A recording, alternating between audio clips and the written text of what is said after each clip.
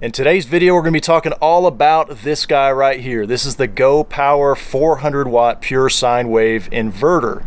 Now I'm going to cover three things in today's video. First, I'll talk about how easy it is to install.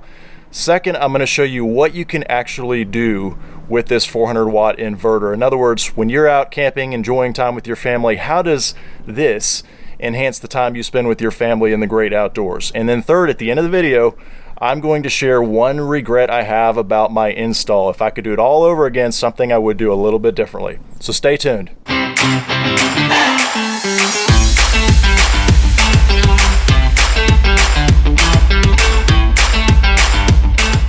All right, so let's jump right in on the install. And let me talk briefly about why I chose the Go Power brand of inverter and why I chose the 400 watt model. So first of all, on the brand. So Go Power is a pretty well-known brand in the RV industry. They actually supply OEM to a lot of vendors for inverters and solar charging equipment, things like that. So they're a very well-known company, and they do stand behind their products. I've had to reach out to Go Power on two occasions. One was for a solar charger controller that came with a bunch of adapters, and one of the adapters hadn't been crimped properly during manufacturing, and so when I got it pulled out of the box, it was loose on one of the cables. So I reached out to them, and within a day they had responded back, asked for my address, and they were sending a replacement on the way. So super easy to work with. I also reached out to them on the inverter remote here. I'll show you inside what mine's doing. It's cracking just a little bit on the button. And again, I reached out to Go Power. They had me send them a picture, and again, within a day they had shipped me a new remote and it's on the way to me. So I really think that tells a lot about the company being that easy to work with, being a company that stands behind their products. And sometimes that's really a lot of why you make a decision to go with a particular vendor. And so that's in part why I chose to go with Go Power on this inverter. Now let me start by sharing why I picked the 400 watt inverter. A lot of it has to do with how you plan to use it, and I'll show you in just a little bit what you can actually run off a 400 watt inverter. But when you're shopping for an inverter, you're probably going to see a lot of options out there, especially if you go on Amazon.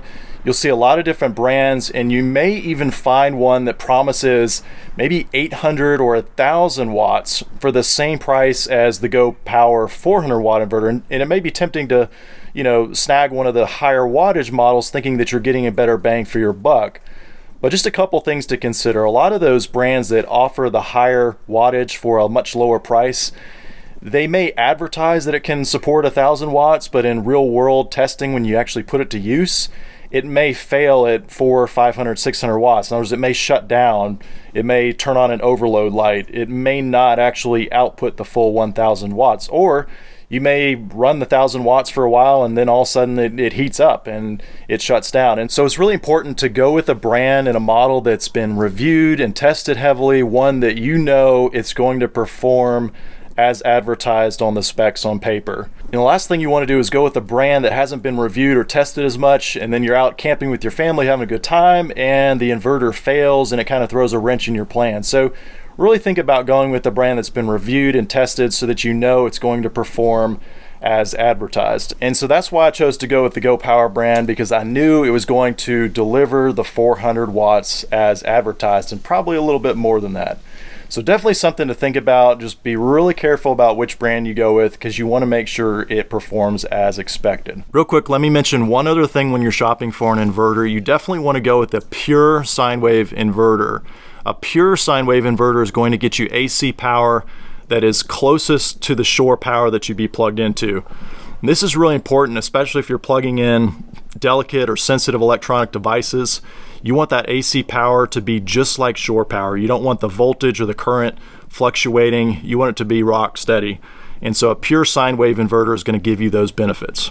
And now let me answer the question, why a 400 watt inverter? So for a rig of this size, really my goal here was to extend the time when I'm out camping. So I'm looking for something that I can run an electric blanket off of, maybe a small space heater. I can charge my laptop up, things like that. So really small, light appliances, nothing heavy duty. And I just wanted to extend my time off the grid. I was also thinking about what I could actually support and run off my existing battery bank. And as you guys know, if you watch my other videos, I have a lithium ion from Battleborn installed. It's a 100 amp hour battery pack. And in general, most 100 amp hour lithium ion batteries, they're going to support up to a 1000 watt inverter. If you go any higher than 1000 watts on the inverter, chances are your battery's going to shut down. The BCM will detect that it's being overused, and to prevent damage, it's going to shut down. So really, if you've got a single battery, a lithium ion, 1000 watts is the highest you can go. Now, if you've got a lead acid battery, such as the one that maybe came with your rig from the RV dealer, you may be able to run a 1000 watt inverter off of that, but chances are it's probably not going to reach its full potential, and it's going to drain your battery pretty quick. So if you've got a lead acid battery, I really would suggest doing the battery upgrade first and then considering an inverter. You know, you might even look at doing 2 lead acid batteries. That'll get you a little bit further.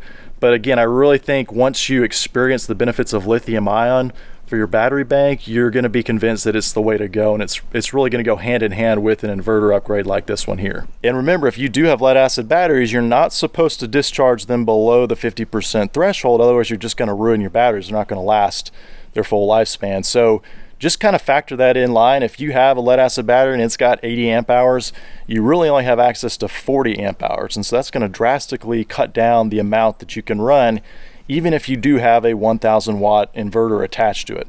So just keep that in mind. With lithium ion, if you've got a 100 amp hour battery, you've got access to that full 100 amp hours, and that makes a big difference, especially when you're running an inverter. For the install, let me just touch on a couple considerations. The first is you need to choose where you're going to put the inverter box. And for me, it made sense to put it right here in the kitchen slide off to the side. You can already see there's an electrical bump out box in there next to the refrigerator. And if you haven't already watched my video on the lithium ion upgrade with the converter charger, definitely check that out and you'll see why I had to do that extra bump out. But the inverter sticks out about the same distance, so it's not intruding on the space here. It's already out of the way. I also wanted it easy to get to. I can easily reach in here and plug something into the outlet if I need to. And so for me, this made sense for the location. You can also put it up here on the ceiling of this storage compartment on the 2x2s there. But just think about putting your inverter somewhere where you can get to it, where it's not completely out of reach. Now, to show you the connections for the inverter, I'm going to hop outside here and start out at the battery bank. So in this battery box here is my Battleborn 100 amp hour lithium ion battery. And basically there's a positive and negative cable coming out of that battery box, and the positive cable goes directly to my battery disconnect. That's that red switch you're seeing there. And that gives me the ability to cut the battery from the rig so that if I'm putting it in storage for a while, I don't have to worry about something draining the battery down or using just a little bit of voltage on the side. So from my battery box here, the red positive goes into the battery disconnect switch, and that is where the converter charger hooks up, and that's where the inverter hooks up as well. So from the inverter, it comes out of that battery disconnect switch, and you can see right to the left here is the fuse. So you need a fuse on your inverter, and that's really for safety, so that if it's pulling too much load or something goes haywire, that fuse will be your safety switch and kill, as opposed to maybe starting a fire or causing some damage to your electrical system or battery. So do some research. Each manufacturer is going to recommend different fuses. You can also use a circuit breaker, of course. So for mine, Go Power recommended a 60 amp fuse for the 400 watt inverter. So the bigger the wattage is on your inverter, the bigger your fuse needs to be. And so just go with whatever recommendation that the manufacturer has on that. So again, my red positive goes from the battery disconnect to the 60 amp fuse, and then from the 60 amp fuse to the inverter. Now the manufacturer is also going to make recommendations on the thickness of your cable, the gauge. And for me, Go Power recommended a 6 gauge wire for the 400 watt inverter. And so you definitely want to follow those recommendations to make sure that you get the optimal performance. So again, out of the battery disconnect switch there runs one red lead that goes directly to that 60 amp fuse that I showed. And then from the 60 amp fuse, it goes directly to the inverter. Running that cable is pretty straightforward. You just have to take off these bolts holding on the underbelly, the plastic corrugated underbelly there, and just enough to get to the corner here. And directly under here, just a bunch of wires. And then as you go toward the middle there where that drain is, the water tank is right under here as well. And that is where there's already a hole in the kitchen slide running through the floor, and it's big enough to easily slide wires through. And so I just ran that 6 gauge wire all the way up past the water tank into the kitchen slide. Now, in addition to the positive, you're also going to have your negative. That should also be a 6-gauge wire in this case, and that's basically running from your battery bank to the chassis ground and then to the chassis ground to your inverter. Now, the manufacturer would also like you to use an earth ground, and that's going to be a green wire typically. Now, for most people, you're not going to be driving a rod into the ground every time you park, and so that earth ground basically just becomes a redundant chassis ground for most people. But again, research it to make sure you're installing it properly for your unique application. So now we're in the kitchen slide on the NoBo 10.6, and you can see here the water tank, and they've cut the floor, at least on my unit, where they've given you plenty of clearance to run wires from the undercarriage there. And so you can see here I've got my earth ground and then my positive and negative cables, and I've just tie wrapped them together. And you want to make sure you avoid any kinks, any sharp turns, as that will affect the performance of the inverter. Now, the wall that's framed here is hollow, so it's super easy to fish cables through there. And you can see mine goes up past the converter charger here and then straight to the inverter. So again, we've got the green, which is your earth ground, and then you've got your negative and your positive. They're all 6-gauge. Now, I chose to get the positive and negative from Go Power. They offer an install kit basically that's already sized to the 400 watt, and it gives you the 60 amp fuse and everything, and it was, I think, just under 50 bucks. So for me, it was pretty reasonable. Plus the crimps on the end here, hydraulically pressed, so they're not going anywhere. Really nice beefy cables that they give you. So definitely consider buying an install kit if your manufacturer offers one. I think it's a good value overall. A really simple install. You go ahead and make all the inside connections first here, and then you'll connect them to your battery system. I also have the optional remote right here. That's this black cable, and that runs to the inside of the rig. I'll show you that in a minute, and that way I can turn the inverter on and off remotely without having to go outside here. Then on the other side of the inverter, you've got your GFCI outlet and the power switch. Now, if you wanted, you could just plug everything in directly to your inverter here, because you've got 2 outlets. But I wanted mine to be a little bit more finished off, and so I went ahead and bought a nice thick appliance cord with just bare ends on the opposite, and went ahead and fed that into an outlet, a dedicated outlet that's inside the rig, so that I have a nice outlet to plug things into on the cabin side. But if you're not comfortable running a dedicated outlet like I did, you certainly can plug things directly into the inverter. You just want to think about how you're going to get access from inside the cabin. All right, so inside the cabin, the NoBo 10.6 already comes with this standard GFCI outlet, and basically I just added another outlet over here, which is fed exclusively from the inverter. And then next to it is my remote switch. Now you'll see if you look real closely here, the button is starting to crack a little bit here. And I'm not sure what's going on there, but I did reach out to Go Power and they're sending a replacement out, so it's nice to know that they stand behind their products. So this remote inside allows me to turn the inverter on and off. You can see it's real simple. You turn it on, the red light goes on, signaling the inverter is powered on. And so now I've got power on my 120 volt outlet here. On a side note, it's super helpful to have a battery monitor on your rig like this Victron BMB 712. If you haven't seen my video on this one, I'll include a link in the description.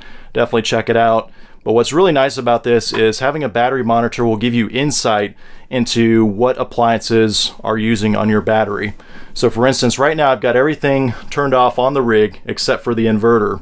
And I've got the battery monitor open here, and you can see here, even with nothing on the inverter, nothing plugged into the inverter, I'm still consuming about 9 watts. And that's because inverters aren't 100% efficient. They do consume electricity to convert to the 120 volts.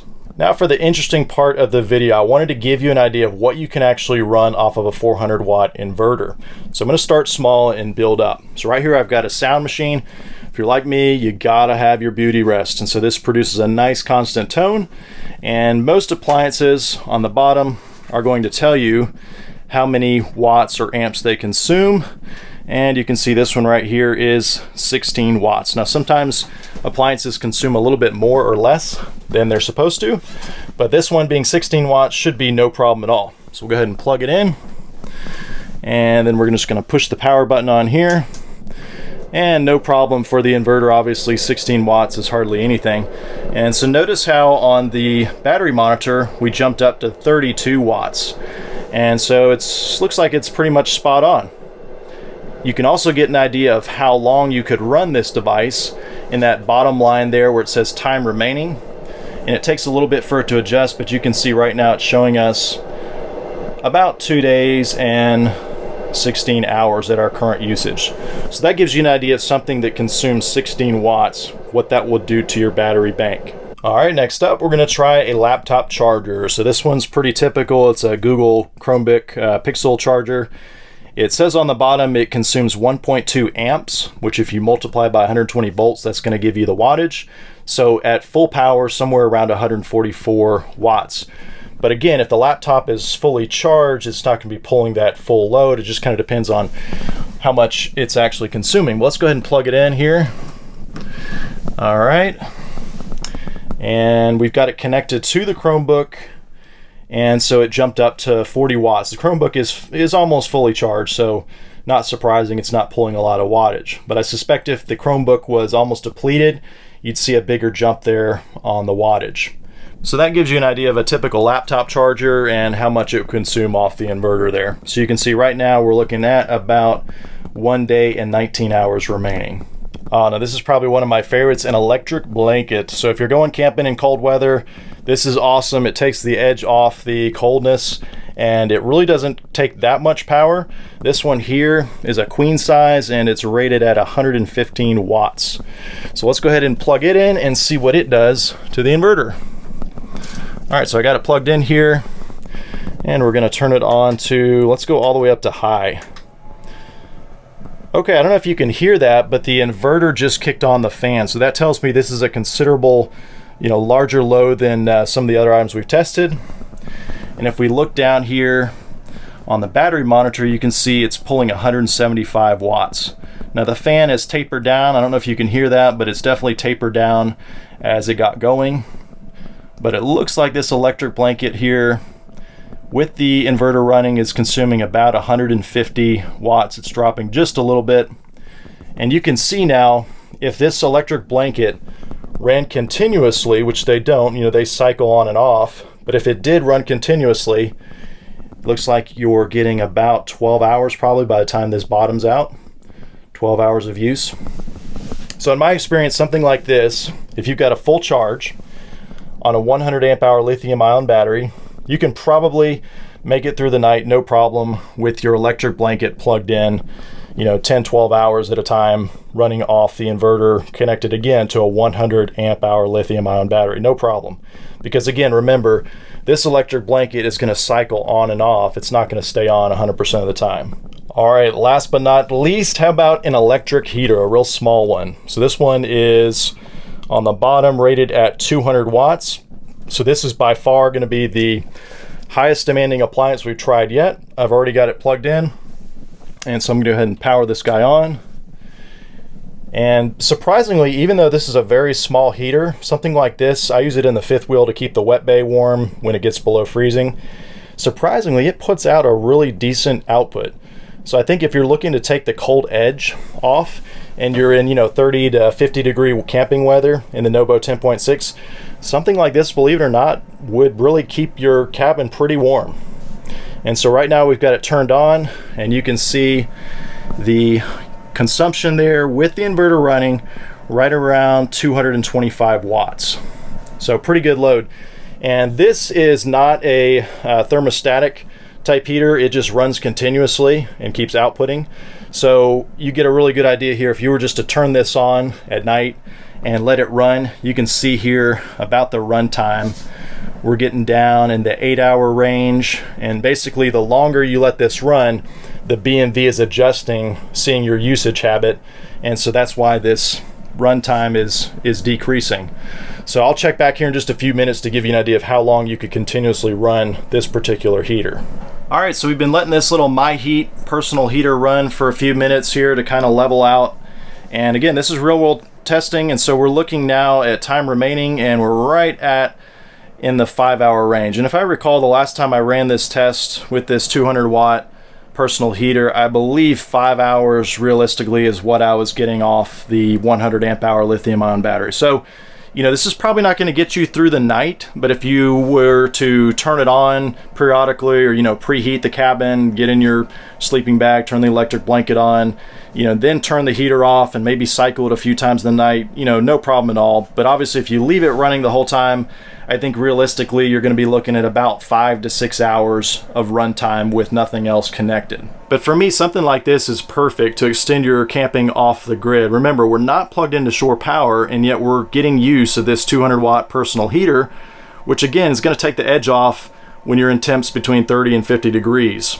All right, so I already know what you're thinking. Can you run the electric blanket and the heater at the same time? Well, let's go ahead and try it and find out. So I've already got the heater running. We'll go ahead and plug the electric blanket in and then grab the remote over here. So right now it's off. You can see where we're at, just running the heater. And by the way, I do have 2 of the LED lights, the pucks on the ceiling turned on as well here, just to give some better lighting. But let's go ahead and turn this on to high. All right, so now you can see where we're at. Look at that, 390 watts. So I mean, we are just about at the maximum that the inverter can handle. Now, one other interesting point to mention is the inverter is rated at 400 watts, but it also has a surge rating of 800 watts. Now, if you saw my video on generators, then you know that surge watts, sometimes appliances take a little bit more electricity to start up. Not in the case of things like this space heater or this electric blanket, but you know, something larger like a circle saw, an air conditioner, they take an excessive amount of energy to start up and then they kind of level off. So this inverter is actually capable of supporting 800 surge watts. So even if you're trying to run something that requires a higher starting wattage and then it levels out, you can still do that off the inverter. But right now we've got this 200 watt personal space heater and this queen size electric blanket on high, both running off the inverter. You can see here we're consuming about 420 watts. And remember, again, that does include the LED puck lights that I've got on and the actual inverter itself. It's not 100% efficient. So hopefully that gives you an idea of what you can run off of a 400 watt inverter off the grid.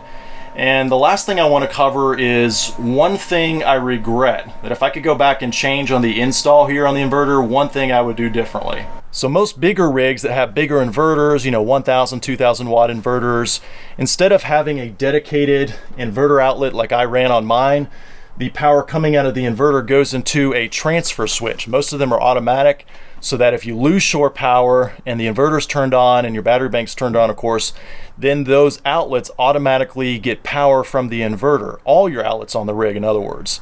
And at the time of this video, you know, most of those transfer switches are very expensive. They're rated for higher power applications, you know, 30, 50 amp type deals. And I wasn't familiar with one by Xantrex, and I'll put a link in the description and throw a picture up. It's really the perfect transfer switch for this type application, and it runs really only about 50 bucks, very affordable. So if there's one thing I would do differently if I was installing again, I would go ahead and just get that transfer switch.